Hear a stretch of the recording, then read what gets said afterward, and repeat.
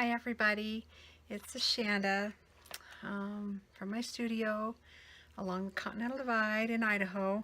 Um, Today I kind of wanted to go over real briefly my scissor collection. I love collecting scissors. Most women like shoes or purses. I collect scissors, and I'll insert a snapshot of my scissor collection, but I mainly wanted to talk about one project, my scissor collection, and my tools of choice in quilting. We all know rotary cutters, basic plain Jane rotary cutters, and what they're used for. I think these revolutionized the quilting world. I can remember as a small child taking a piece of cardboard or plastic, maybe the plastic left over from our bacon, when bacon came on a plastic sheave, and cutting around that you use for a template. But rotary cutters, mats, really nice long rigid rulers have revolutionized the quilting world.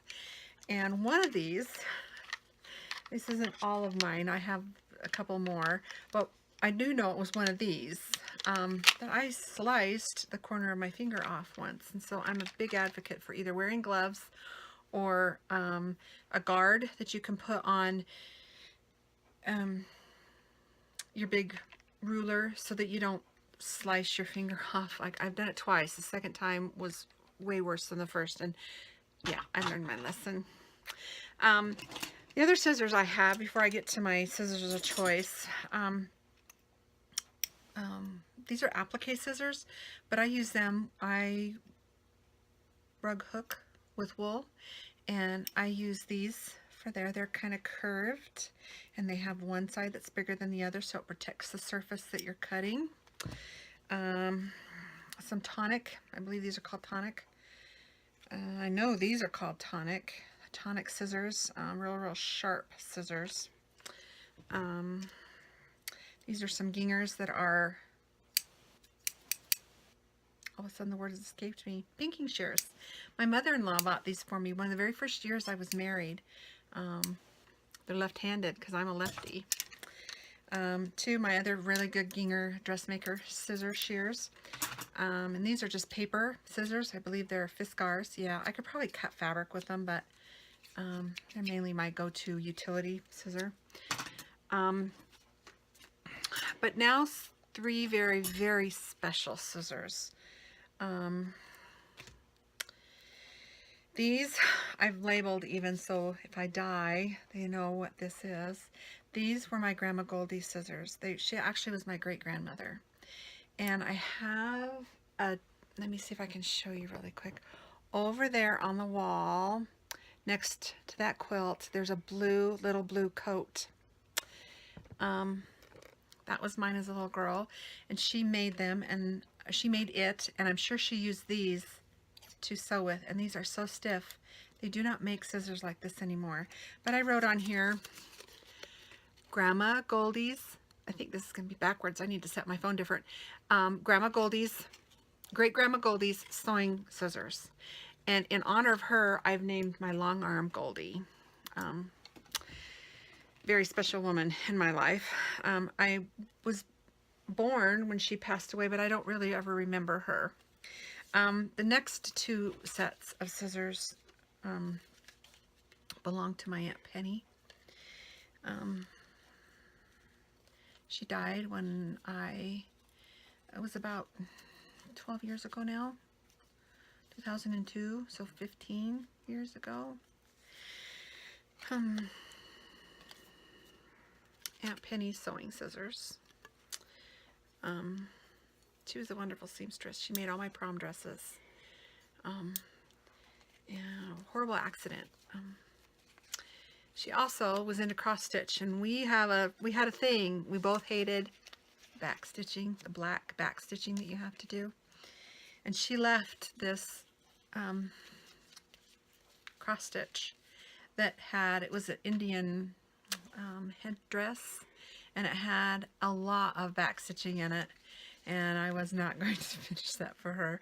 So I framed it and gave it to her daughter as is. The needle was still in it and everything, and I wasn't gonna, so she was kind of a joke. I played on her even though she was gone. I miss her. She made all my Gunny Sacks prom dresses, like I said, and she was a great seamstress. I miss her greatly. But anyway, these were Aunt Penny's scissors. Let me see if I can get that without a glare. Cross stitch scissors, and these were her dressmaking scissors, and they do say Ginger. They're probably just like mine. And she was getting into quilting just before she passed. The other thing I wanted to show you really quick is, this is my project. I'm bound determined to get this done before Christmas. It's called the Long Road Home. It's a Civil War pattern. Charming. I've seen this done several times, but I'm doing mine in blue. And here's one of the corners. See if you can see that. Here's one of the corners. It's one of the quilts that this means it's set on point when these squares are this way instead of this way. It's set, the setting is called being on point. Each block, there's 100 blocks, and each one of these blocks I counted 17 stinking little pieces. So yeah, I've got 2 corners done here, but this is my Long Road Home quilt. It is 70 by 77, and I have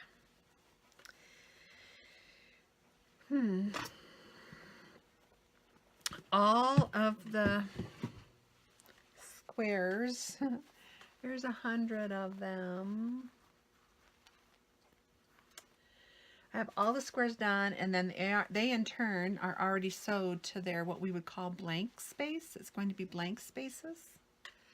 I won't show you that, but anyway, let's flip it this way. Nope, that's not going to work either. Anyway, I picked all neutral colored shirtings for this other side of the 9-patch block.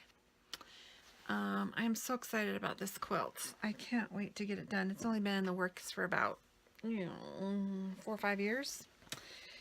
But I really, really want to get this one done and quilted for myself. But anyway, that is my Long Road Home quilt.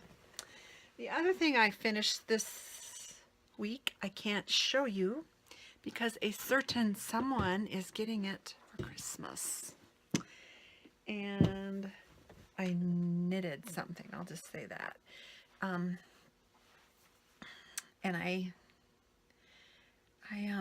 don't want her to see it because she'll probably watch this. But I'm going to make me one if that says anything.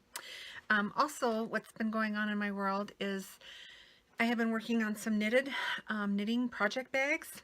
I am getting ready to go away for the Thanksgiving and Christmas holidays.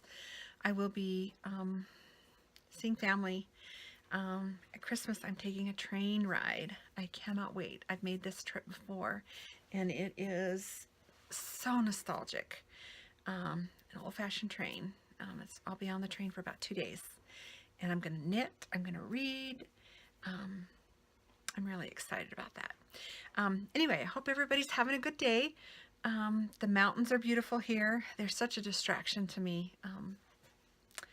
Snow covered. We don't have any snow on the ground, but they're beautiful. They are beautiful. And I'm sorry, I'm just recognizing this really bright white spot, but this was my granddaughter's christening gown, blessing dress that I made for her. She is now 5, and I keep it here in my studio. The weather is supposed to be getting really, really cold, I guess, here after the first of the year. And because I am a part-time accountant, tax season will be upon me, but I plan on doing a lot more tutorials I may fit in a binding tutorial. I do know that the next tutorial I do will probably be on color. I've had a couple people in my community and a couple of my texting friends tell me that they would like to see a tutorial on color. So if you're interested in that, stay tuned. Um, Also, have a great day. Happy sewing. This is the time of year I love to get ready for family and events. And gifts are so much fun to I make probably 85% of my gifts. Um, I love it. I love this time of year. But I'm also busy with customer quilts. I have one on right now that is kind of a cowboy theme. And I am doing lasso ropes and bob wire, a lot of bob wire in the setting, the sashing parts. So anyway, have a great day, and I will talk to you later.